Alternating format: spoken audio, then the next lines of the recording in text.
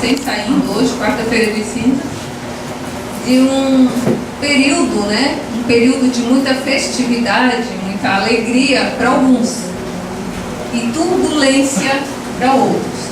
Para quem é médium ou para quem é sensível, nesses dias se vê bastante atrapalhado. Se vê bastante atrapalhado porque a espiritualidade inferior, ela, nesse momento, ela reina, né, sobre a Terra, com tanto alcoolismo, com tanta libertinagem. E imaginem, né, que para quem viu o filme Nosso Lar, vê como que os espíritos se situam logo após desencarnarem. Quando a gente desencarna, a gente vai para regiões de acordo com os nossos sentimentos, e os nossos sentimentos, pensamentos, vibrações, e ali todos os outros espíritos se reúnem. Foi para onde foi nosso amigo André Luiz. Logo que ele chegou no mundo espiritual, ele foi atraído, levado a ficar numa região em que todos sentiam e vibravam naquela mesma energia, naquela mesma vibração, né? Grau de variação de vibração. E ali eram todos felizes, para quem viu esse filme? Não, né? Era uma região que todos se culpavam, todos sentiam culpa, todos ficavam se martirizando, todos sentiam dores, porque todos tinham ainda muitas lembranças do período aqui na Terra. Então era uma região em que todos pensavam da mesma forma. Aqui no planeta Terra, nosso planeta escola, ele é um planeta hospital, ele é um planeta de provas. E se a gente fosse classificar os habitantes do planeta Terra pelas pessoas que se reúnem para determinadas atividades festivas, ou de futebol, ou de agremiações, se a gente chegasse e fosse, por exemplo, um repórter do mundo espiritual, ou um repórter de outro planeta, e chegasse e fosse lá em determinada região, a gente diria assim, ó, os habitantes do planeta Terra, todos fazem isso. Não. Algumas pessoas se reúnem por vibrações. E as pessoas menos desavisadas, aquelas que nunca estudaram e que não sabem, e mesmo as que estudam, que já sabem dos comprometimentos que tem nas vibrações do mundo do carnaval, ainda se envolvem. Ainda se envolvem porque vão levados pela família, vai pelo espírito de brincadeira, só que no meio da brincadeira aparecem outras coisas. Então, quanto mais, por isso que geralmente as religiões, elas fazem retiros espirituais dessa época, né? Para fazer com que as pessoas, principalmente os médiuns ou as pessoas mais sensíveis, não se misturem.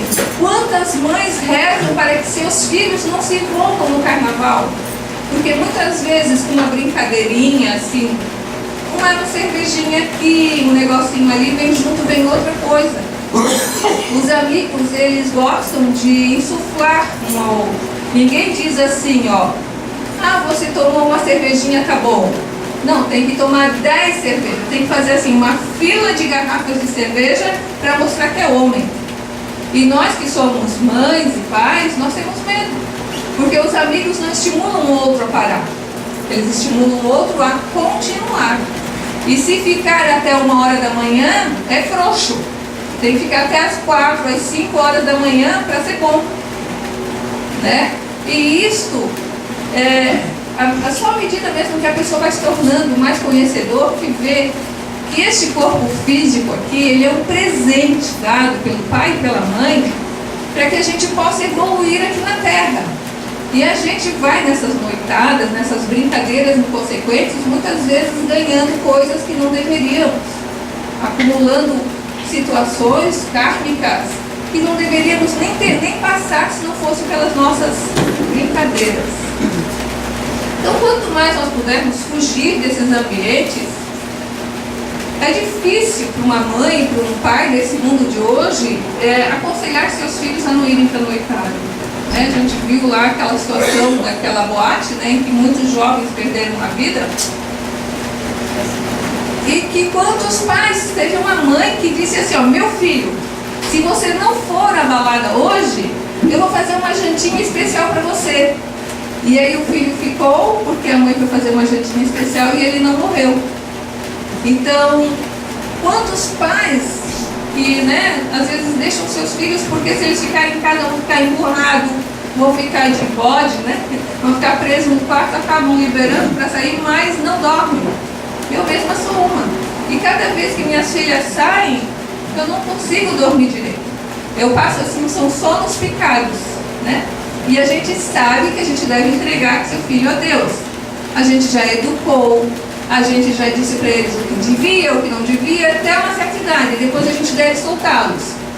Mas como disse a Tânia, a gente continua sendo a mãe águia ainda, A gente quer empurrar do ninho, mas a gente fica de vez em quando voando por baixo para dar uma sustentadinha, Então a gente liberta eles para a noite, mas a gente sabe que a noite não é lugar. Não é lugar. Nós somos espíritos e viemos para a Terra para evoluirmos, para descobrirmos quem nós somos e pararmos de sofrer. Ninguém veio para a Terra para continuar acumulando situações de sofrimento. E quanto mais nós nos desligarmos desse sentido de despertar, de se autoconhecer, mais nós vamos acumulando sofrimento. Porque a Terra, a vida na Terra não é de lazer. Não é. Todo mundo quer ser feliz aqui na Terra. Então eu fechei o Evangelho e abri diversas vezes. Mas sempre a lição que vinha era que aqui na Terra, a Terra não é nosso lugar de felicidade. Bem-aventurados os aflitos, dizia. E felizes aqueles que sabem sofrer. Quem é daqui que sabe sofrer feliz?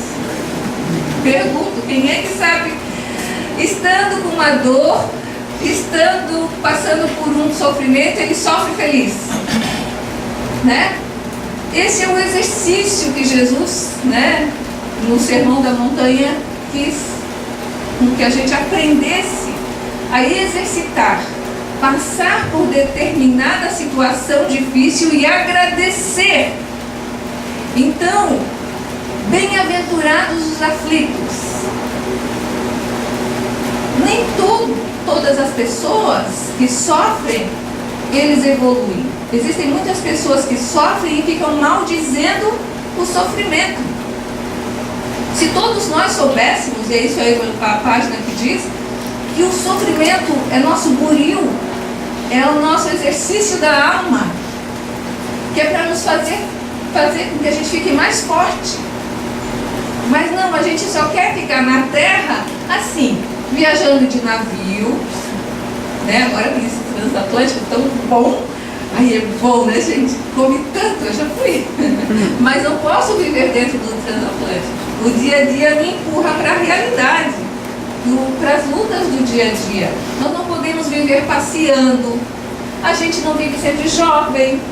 A gente vai envelhecendo e vai encarangando o joelho, e vai encarangando a perna, e vai encarangando, porque se não encarangasse, a pessoa só queria viver assim, nos bailinhos da vida, Então o organismo, ele vai freando a gente, para a gente refletir de que o nosso papel aqui na Terra é para a evolução espiritual, não é para diversão. Mas tem uma parte dessa mesma lição em que diz assim, estando uma pessoa passando por uma dor, se a pessoa pode retirar essa dor. Kardec pergunta para o Espírito no capítulo 5º, na parte que trata sobre provas voluntárias e o verdadeiro silício. É permitido abrandar as nossas provas? Então, uma pessoa que está passando por uma dor, não disse Jesus que bem-aventurados os aflitos? Então, nós temos que sofrer. Então, Kardec perguntou, é permitido a gente abrandar as nossas dores? E o que os espíritos responderam, então? Ainda Kardec pergunta de novo, é permitido aquele que se afoga procurar se salvar? O Espírito responde para Kardec, é permitido a uma pessoa que está se afogando tentar se salvar? Aquele que tem um espinho cravado no pé, de retirar o espinho? Então, uma pessoa que sofre, ela deve abrandar o seu sofrimento, sim. Essa é a consequência dessas perguntas que o Espírito faz, o Espírito responde a Kardec. Aquele que está doente, de chamar o médico, as provas, elas têm por um objetivo: exercitar a paciência, exercitar a inteligência e exercitar a resignação. Então, a gente pode estar passando por uma situação muito difícil, mas nós temos como prova aqui na Terra exercitar a inteligência, a paciência e a resignação. E tem aquela oração que diz assim, que aquilo que eu possa mudar, que eu tenha a sabedoria de mudar. Aquilo que eu não consigo mudar, que eu tenha então a paciência e a resignação. Pois Deus nos deu a inteligência para que possamos sim abrandar as nossas aflições. Nós podemos sim procurar diminuir as nossas dores. Bem-aventurados os aflitos, quando Jesus disse isso, não é porque a gente deve ficar carregando um fardo nas costas e mostrar para todo mundo assim: olha, eu sou melhor porque eu estou sofrendo tudo nessa vida. E tem gente que quer sofrer tudo numa existência só porque quer que as pessoas tenham pena e mostrar que ela está tentando evoluir tudo nessa vida. Mas bem-aventurados os aflitos, nessa página do Evangelho, quer dizer que vai exercitando a nossa inteligência. Quando a gente tem um problema, não é para a gente se demorar no problema, é para a gente buscar a solução do problema. Numa prova de matemática, numa questão de matemática, um problema é para exercitar a inteligência do aluno, para fazer com que ele vá buscar a solução daquele problema. Pois os nossos problemas, as nossas provas, é para que a gente busque, desenvolva a inteligência e saber resolver. Então, quando a gente tem um problema, não é para ficar assim: não, eu estou passando por esse sofrimento e Jesus disse que a gente devia sofrer, que bem-aventurados os aflitos, então eu quero sofrer mais ainda. E aí se espeta de espinho e vai lá e deita numa cama cheia de prego e se torna um mártir. Não é isso. E ainda diz mais nessa página do Evangelho, capítulo 5. Podemos nascer numa posição penosa e difícil, precisamente para obrigar a procurar os meios de vencer as dificuldades. Alguém aqui já viu aquele homem coto? Eu acho que é coto, né? Que não tem os braços e não tem as pernas. Coxo. É o coxo que não tem as pernas, mas ele não tem os braços. Ele não tem braços. Ele não tem os braços e não tem as pernas. Ele não tem. Ele nasceu numa situação penosa, difícil, mas ele pode ser feliz, ele pode buscar vencer essa situação. O desafio para o espírito dele nesta existência foi vencer esta prova. Tem outras pessoas que são outras provas, a dele foi essa. O mérito consiste em... Então, qual é o mérito de a gente pegar e aliviar ou abrandar as nossas almas? Quanto mais a gente sofre, tá? O mérito consiste em, primeiro, suportar sem lamentar. Porque tem pessoas que passam por um sofrimento, mas o resto da pessoa ao redor, todo mundo ao redor, tem que ficar escutando as lamentações o tempo todo.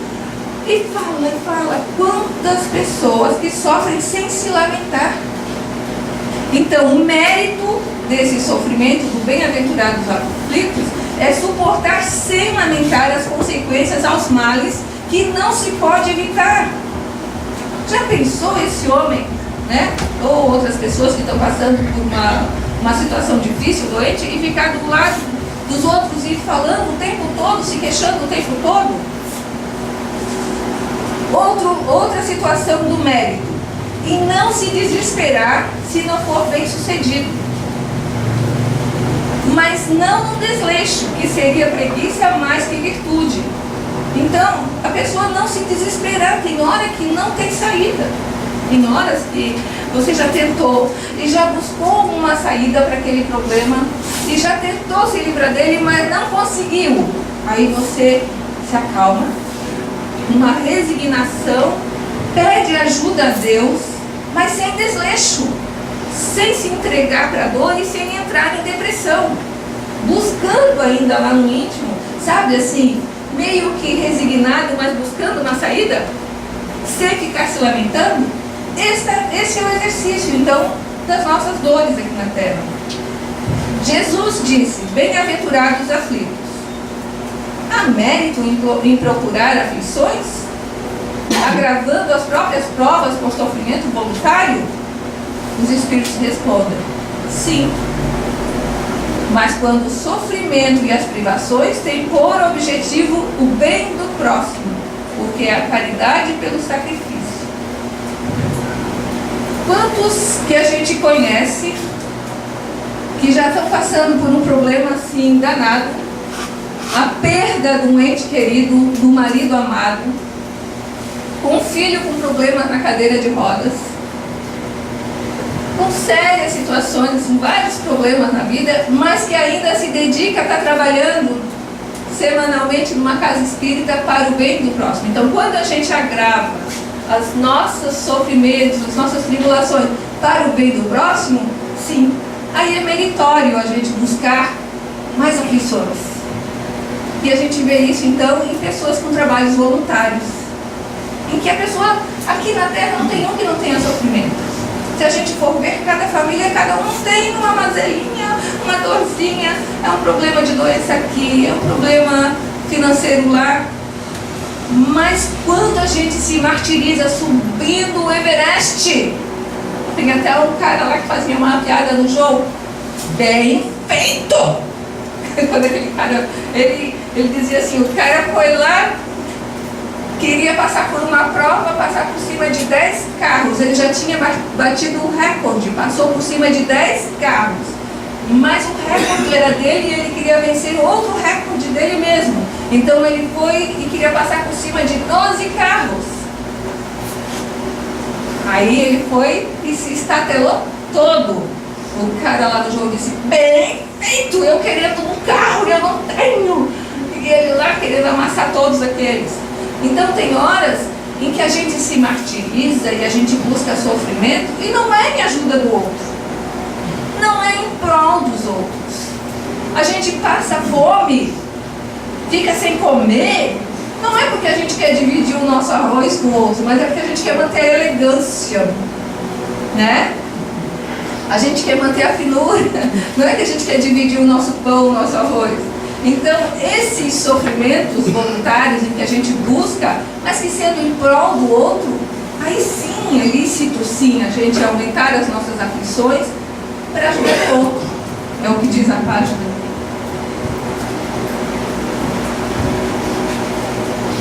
Então, quando é para ajudar o outro, sim.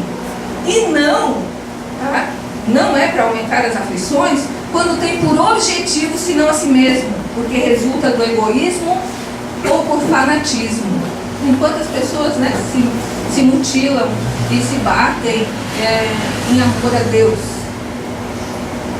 Há uma grande distinção disso no Evangelho. Contentar-se com as provas que Deus envia e não aumentar sua carga, às vezes tão pesada. Aceitá-las sem lamentação e com fé. Não enfraqueceis vosso corpo com privações inúteis e mortificações sem objetivo, porque temos necessidade de todas as nossas forças para cumprir nossa missão de trabalho na terra. Torturar, martirizar nosso corpo é contravenção à lei divina, que vos dá um meio de sustentá-lo e fortificá-lo. Enfraquecer o corpo sem necessidade é um verdadeiro suicídio. Usai, mas não abuseis. Tal é a lei. O abuso das melhores coisas traz sua punição nas consequências inevitáveis. Gente, essa é uma página muito legal do Evangelho. Então, aqui mais na frente diz assim, ó, outra coisa é o sofrimento que se impõe para alívio do próximo. Se suportais o frio e a fome para aquecer e alimentar aquele que tem necessidade, e o vosso corpo sofre com isso, eis o sacrifício que é abençoado. Vós que deixais vossos aposentos perfumados para infectar-se e levar consolação, vós que manchais vossas mãos delicadas cuidando de chagas, vós que vos privais do sono para velar a cabeceira de um doente, que não é senão vosso irmão em Deus, vós que usais vossa saúde na prática de boas obras, eis o vosso cilício verdadeiro, cilício de bênçãos, porque as alegrias do mundo não secaram vosso coração. Não adormeceram no seio das volúpias destruidoras da fortuna, mas vos fizestes anjos consoladores dos pobres deserdados. Aí eu estava fechando e abrindo o Evangelho para ver se caía na outra página. E aí eu comecei a refletir, porque quase todo espírita que desperta tem que começar a fazer um trabalho, né? A gente se sente culpado se não faz. E aí eu sempre me questiono, assim, num trabalho social, né? Mas eu não tenho, sabe, cada vez que eu começo, penso em planejar alguma coisa, um outro trabalho social, as coisas se amarram na minha vida, e se amarram bastante. E aí eu disse assim, eu sempre rezo a Deus que mostre o trabalho na minha frente. Eu não posso nem rezar muito, porque ele mostra, ele coloca muito trabalho, sabe? Eu não posso nem parar de pensar assim que já vem. E aí eu estava refletindo sobre isso, e que Deus mostrasse para mim aonde que eu fazia diferença. E não precisa nem a gente sair fora de onde a gente está para que venha o trabalho.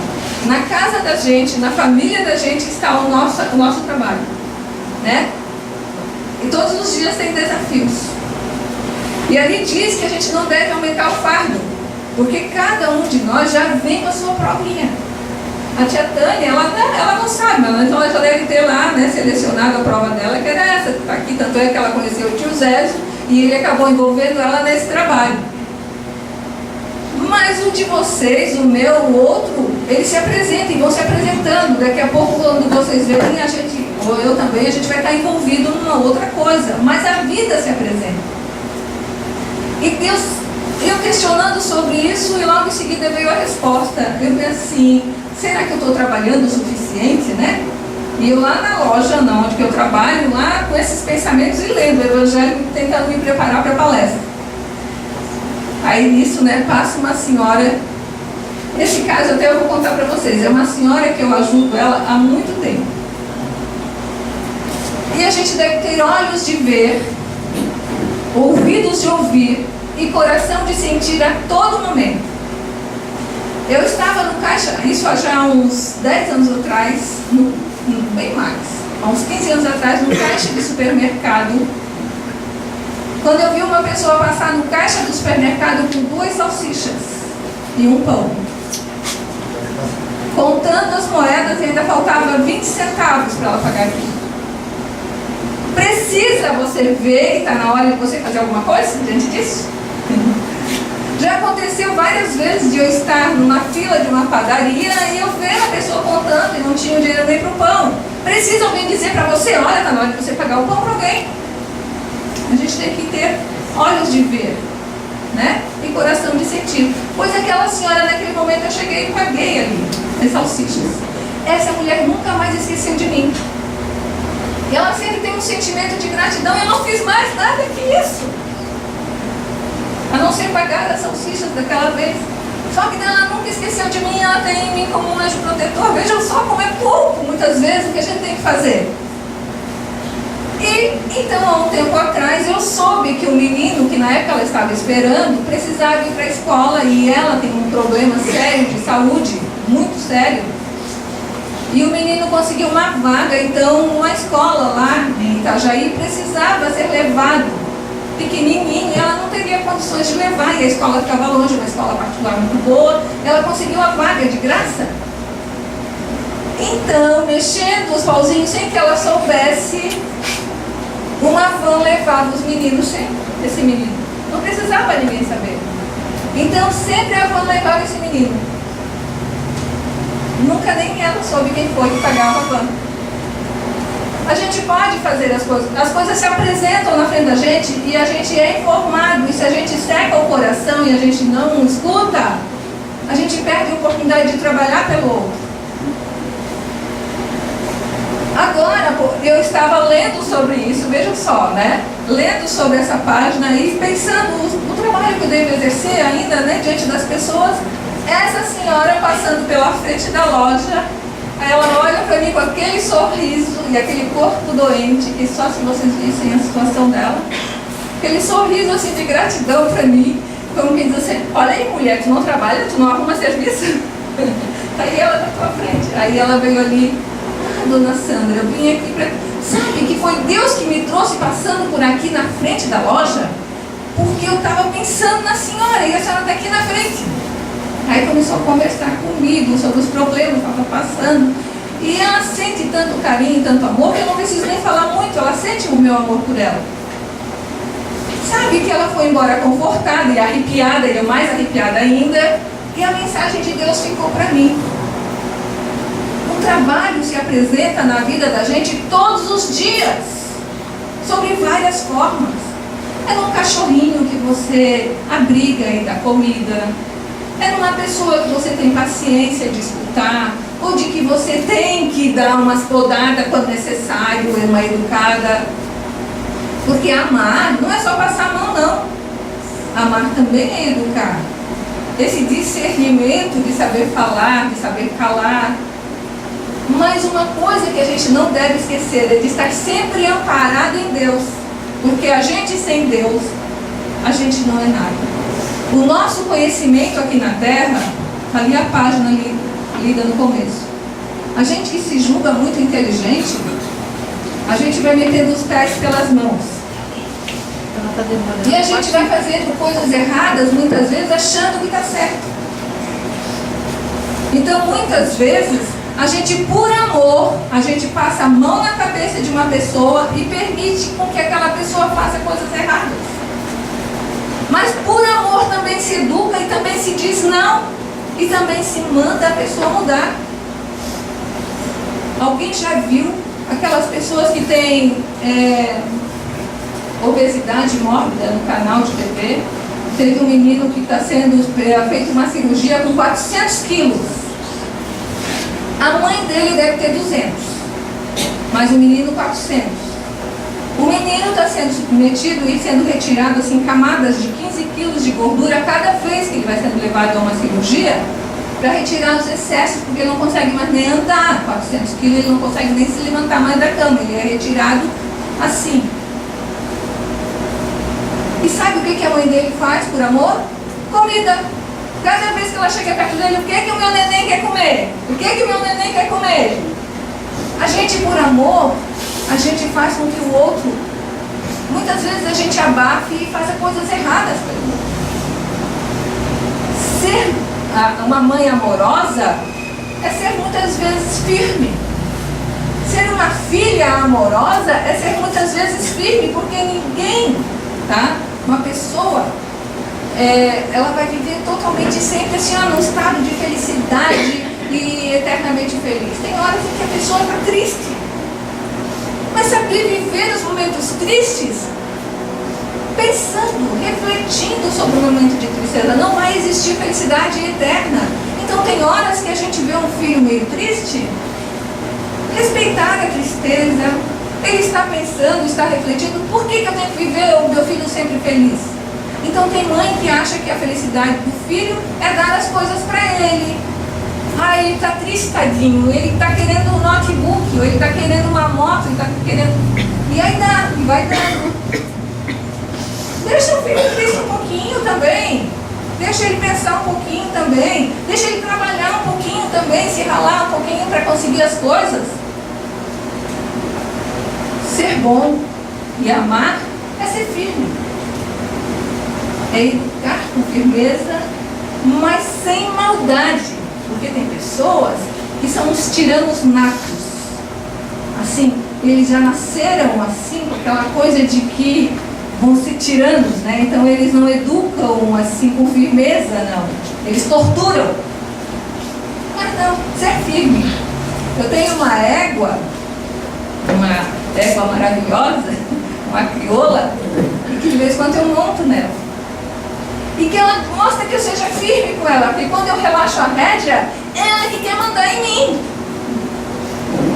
E aí ela já me derrubou umas 2 vezes que eu fico com pena de puxar as rédeas dela. Mas ela gosta de firmeza. Ela gosta que eu a conduza, pois os pais também, não que eu queira comparar os filhos aos cavalos, mas os filhos gostam que os pais mostrem o caminho por onde eles devem seguir. Uma certa firmeza. E isso faz com que eles aprendam o caminho.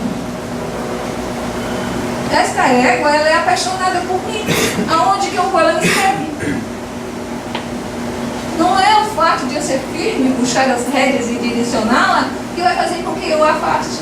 É a minha forma. Se eu sou uma carrasca ou não sou, se eu ando em cima dela batendo espora, ou se eu castigo muito ela numa corrida, ou se eu não dou comida direito, ou se eu mantenho ela presa. Não. Um animal sabe retribuir o tratamento que a gente dá. A firmeza, mais com outras coisas. Ela vive solta, ela vive bem alimentada. Então o animal reconhece isso. Será que nós não reconhecemos? Todos nós não reconhecemos? Nós sabemos, todos nós sabemos a diferença. Então viver na terra não é viver num paraíso de felicidades. Viver na terra é viver sofrendo. Bem sofrer. Não quer dizer sofrer feliz, mas bem sofrer. O que é bem sofrer? Com inteligência, eu vou descobrir a saída para esse meu sofrimento. Bem sofrer não é assim, Deus manda tudo, eu quero sofrer. Não. Deus, o que é que eu tenho para hoje? Qual é a minha prova de hoje? No dia de hoje, eu vou passar por situações de sofrimento, entre aspas, ou por desafios, em que eu vou me tornar uma pessoa mais inteligente. Porque, segundo o Evangelho, no capítulo 5, diz que as nossas provas são para nos tornar cada vez mais inteligentes. Quem tem mais problemas, precisa de mais provas.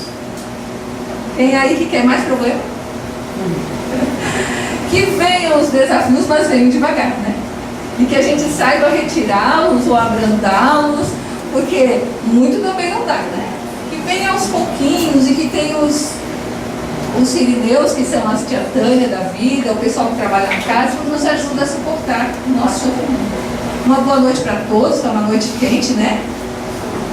Uma noite bastante quente hoje. Temos uma mensagem aqui.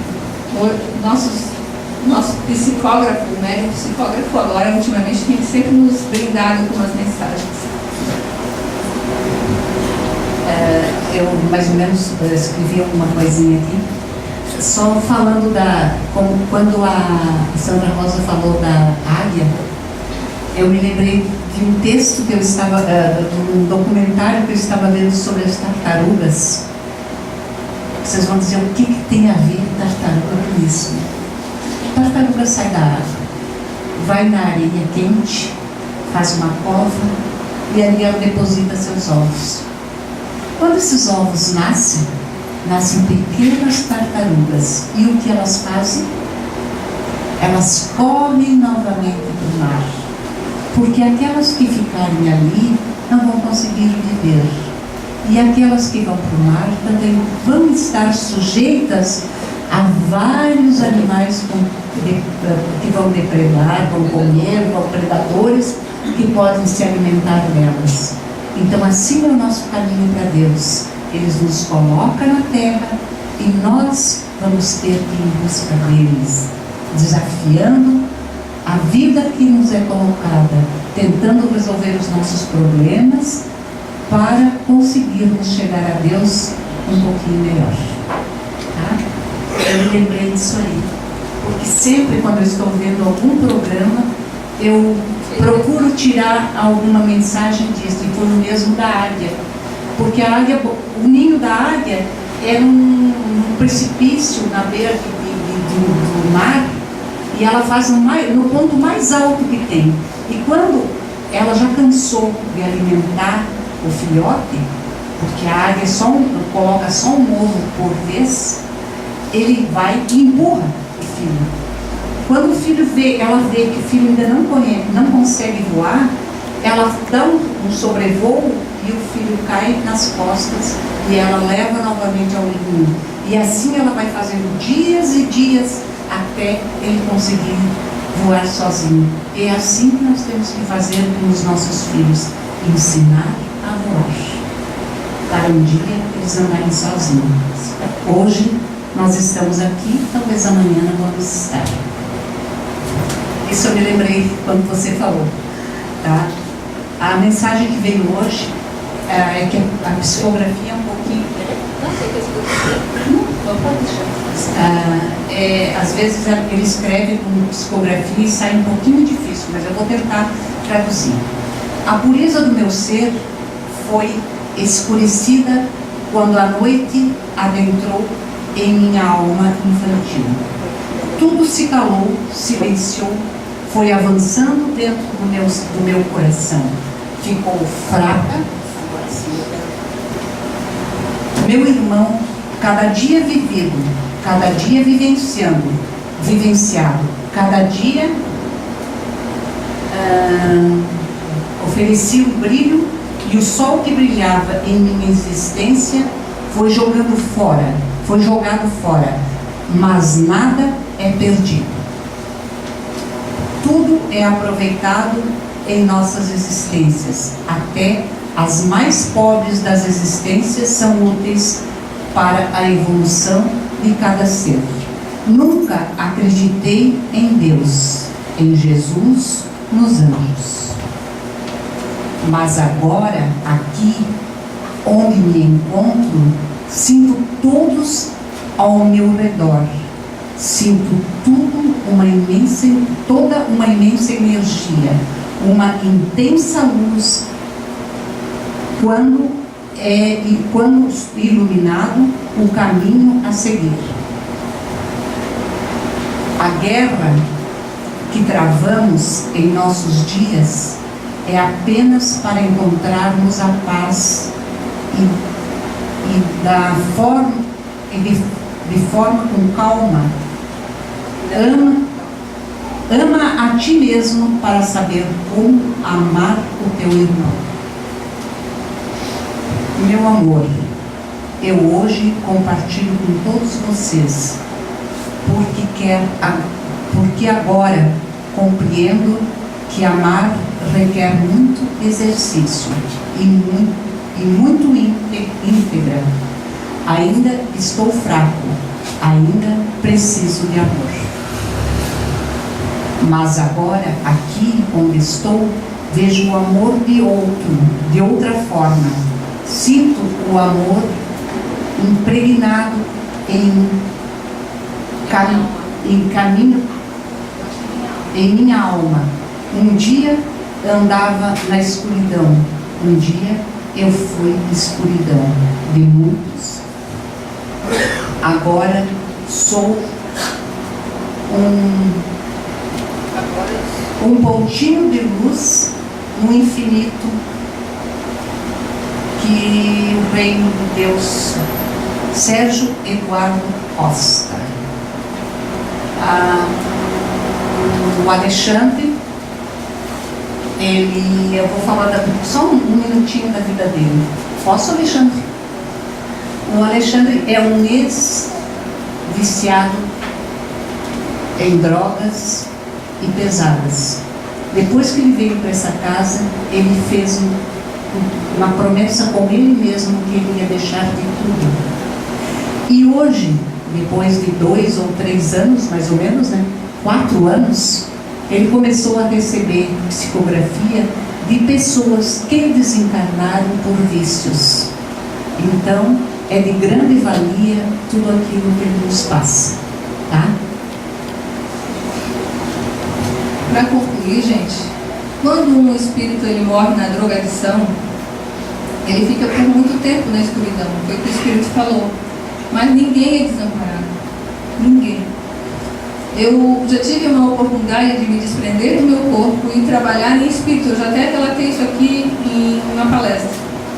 Eu estava num sono bem pesado, e eu fui levada aí num local em que a pessoa estava presa ainda naquelas condições em que ela havia desencarnado e presa aos despojos do corpo físico.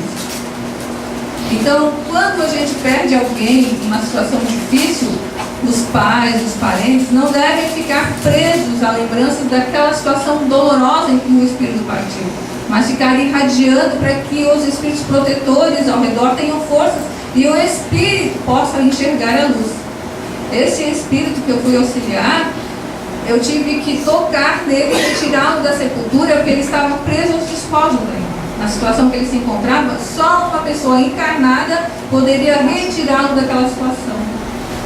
Então, conhecer-se a si mesmo é fazer com que nós nos desprendamos dos vícios e vá aprender sobre o potencial do espírito, quem somos nós, para que a gente não fique apegado ao corpo físico. Nós não sabemos a quantidade de espíritos desencarnados que ainda estão ligados ao planeta Terra, sofrendo ainda. Então, à medida que um ou outro se desprende, vejam só o que eles dizem. Quando conseguem enxergar a luz sempre esteve ali. A luz sempre está dentro da nossa casa. Só que se a gente fechar as portas da nossa alma para a luz, nós não enxergamos, mas a luz sempre esteve envolvendo. Deus sempre esteve conosco. Então agora, para a gente poder assim, realizar um pouquinho uma coisa boa, estarmos preparados para o que faça, eu gostaria que todos respirassem bem profundamente.